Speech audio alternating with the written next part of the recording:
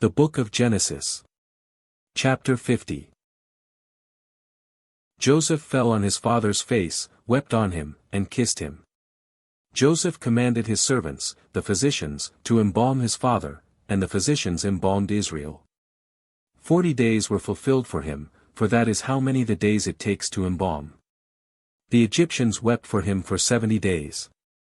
When the days of weeping for him were past, Joseph spoke to the house of Pharaoh, saying, If now I have found favor in your eyes, please speak in the ears of Pharaoh, saying, My father made me swear, saying, Behold, I am dying.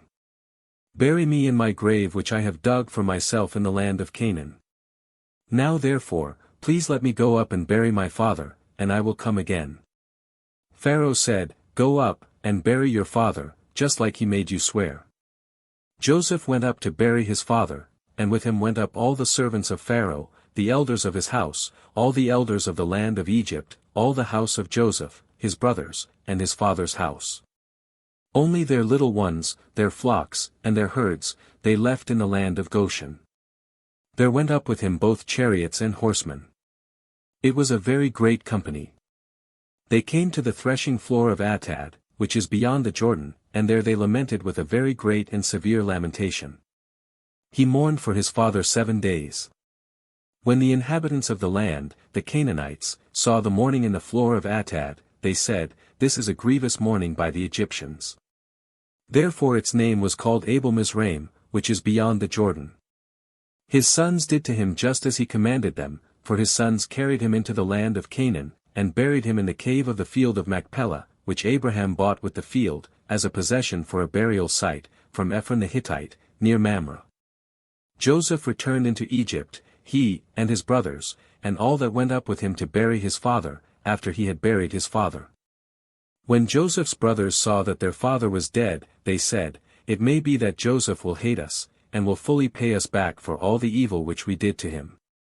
They sent a message to Joseph, saying, Your father commanded before he died, saying, You shall tell Joseph, Now please forgive the disobedience of your brothers, and their sin, because they did evil to you. Now, please forgive the disobedience of the servants of the God of your father.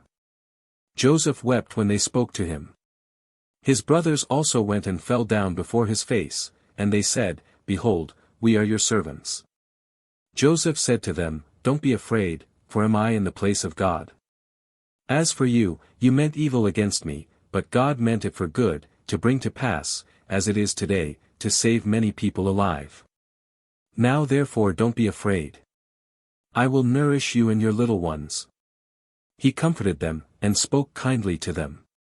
Joseph lived in Egypt, he, and his father's house. Joseph lived 110 years. Joseph saw Ephraim's children to the 3rd generation. The children also of Machir, the son of Manasseh, were born on Joseph's knees. Joseph said to his brothers, I am dying, but God will surely visit you, and bring you up out of this land to the land which he swore to Abraham, to Isaac, and to Jacob. Joseph took an oath from the children of Israel, saying, God will surely visit you, and you shall carry up my bones from here. So Joseph died, being 110 years old, and they embalmed him, and he was put in a coffin in Egypt.